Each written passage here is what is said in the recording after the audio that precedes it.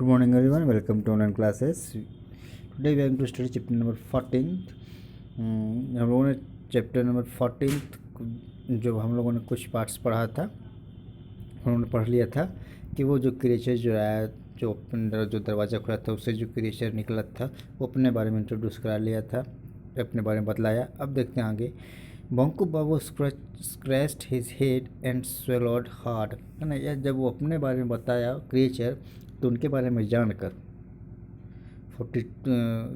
सुनकर ये अपना माथा खजवाने लगे, सोचने लगे ऐसा कैसे हो सकता है। उन्होंने स्वैलो किया, मतलब कि जैसे होता है ना, मुँह में पानी आ जाता है तो जैसे हम लोग अंदर करते हैं swallow. Take a look at this, Ang offered him a small object which look like a pebble. अब जो एंग जो था क्रिएचर, जो बताया कि क्रिएचर करना, वो बताया कि मैं एंग हूँ।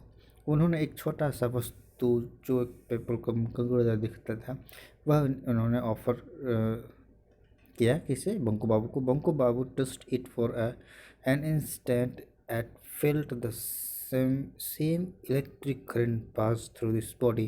He withdrew his hand at once. जब इन्होंने जैसे टच किया तो जैसे इलेक्ट्रिक करंट बॉडी से एक बार पहले जो उन्होंने पढ़ चुके थे, पास किया था, वैसे ही सेम इलेक्ट्रिक करंट फ्लो किया इनकी बॉडी से। इन्होंने तुरंत अपना हाथ हटा लिया। एंग स्माइल्ड, एंग जो थे वह तो जो था वह मुस्कुराया। अ लिटिल वाइल अगो, थोड़ी देर बाद, you could not move, do you know why. कहता है कि तुम अब मूव नहीं कर सकते हो। तुम जानते हो क्यों? क्या तुम जानते हो क्यों? It was only because I had this little thing in my hand. ये जो मेरा छोटा सा जो चीज़ जो मेरे हाथ में है वो पेबल, इसके कारण से। It would stop any one from getting closure, ये किसी को भी हमारे नज़दीक आने से रोक सकता है। It makes any enemy perfectly powerless without hurting them, ये किसी भी दुश्मन को, जो हमारे दुश्मन जो होंगे, एंग बता रहा है, वो बिना उसे नुकसान पहुंचाए उसे पावरलेस मतलब कमज़ोर बना सकता है। बंकू बाबू was taken aback. He ran his tongue over his parched lips. Banku बाबू जो थे पीछे हटे और इनका जो मुंह था बिल्कुल सूख रहा था। वैंग स्पोक अगेन, फिर से वैंग ने कहा, I have been watching you, मैं तुम्हें देखता रहा हूँ। I have examined your arms and legs, मैं तुम्हारा जो आर्म्स लेग्स का एग्जामिन किया। There is no doubt that you belong to a much inferior species, इसमें कोई शक नहीं कि तुम बिल्कुल इन्फीरियर स्पीसीज हो, मतलब कि कम मस्किल वाला, कम गुणवान वाला। However, as far as human are concerned, you are not too bad. लेकिन फिर भी जैसा कि ह्यूमन्स को होते हैं, जैसे स्किल्स होते हैं, उसमें तुम ज़्यादा बुरे नहीं हो। I mean you are a good man, मतलब कि तुम अच्छे आदमी हो। But you have a major fault, लेकिन तुम्हारे पास एक मेजर फॉल्ट है, बहुत बड़ी कमी है ना। You are too meek and mild, तुम बिल्कुल सबसे काफ़ी ज़्यादा शांत और शांत स्वभाव के आदमी हो।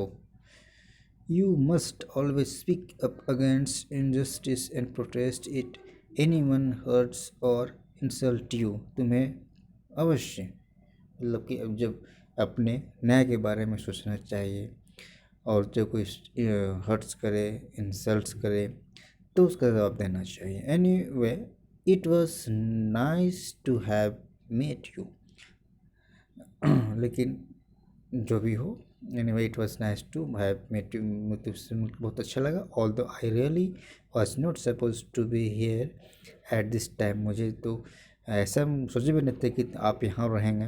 बंकू बाबू के बारे में बताया जा रहा है, बोल रहे हो creature, there is no point in wasting more time on your earth, I had better go. अब ज़्यादा समय इस प्लानट पर, जो तुम्हारा प्लानट है मीन्स अर्थ पर, टाइम बर्बाद करने का समय नहीं है। अब अच्छा हुआ कि यहाँ से मैं चला जाऊँ। Goodbye mister Ang, I am very happy to have वो गुड बाय किया और मिस्टर एंग वहाँ से चला गया। Banku Babu could not complete his sentence. कम बंकू बाबू ने कुछ एक वाक्य भी कुछ उससे नहीं कह सका। In less than a second, almost before he could grasp what was happening, Aang had leaped into his spaceship and risen over Pokago's bamboo grove।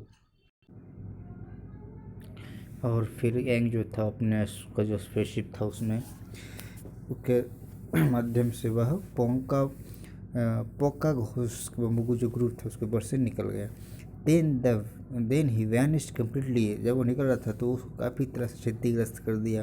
Bunk Babu realize that the crickets and had started chirping again. उन्होंने फिर से महसूस किया कि जो cricket जो insect होती है वह फिर से वो अपना आवाज़ निकालने लगी, चिरप करने लगी। It was really quite late. He resumed walking towards his house. उसने सोचा कि काफ़ी विलम्ब हो चुका है वो,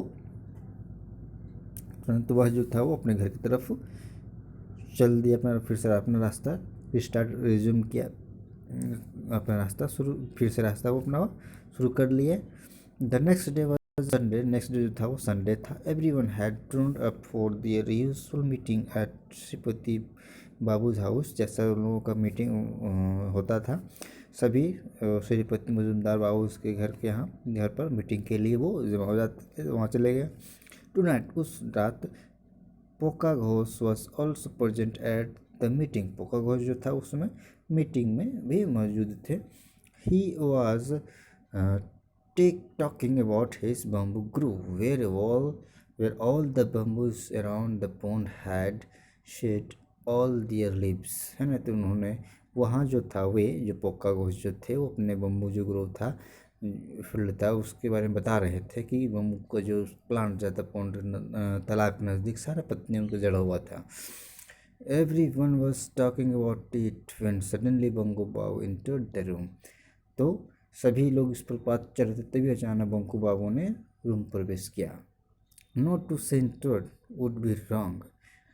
it was as if a small hurricane swept in। उन्होंने प्रवेश किया ये कहना गलत होगा, उन्होंने एक बिल्कुल तूफान की तरह अंदर आए। बंकू बाबू then burst into a guffaw and laughed loudly for a whole minute, as no one had never heard him laugh before। Banku बाबू जैसे इंटर किया तूफान की तरह वो काफ़ी ज़ोर ज़ोर से हंसने लगे और जितने कुछ मिनट तक हंसने लगे। सभी लोग इनका इस तरह का हंसी कभी नहीं देखा था। When he finally stopped laughing, he cleared his throat and began speaking। जब हंसना इनका बंद हुआ, हंसना बंद हो गया, तो इन्होंने अपना गला साफ किया और फिर बोलना शुरू किया।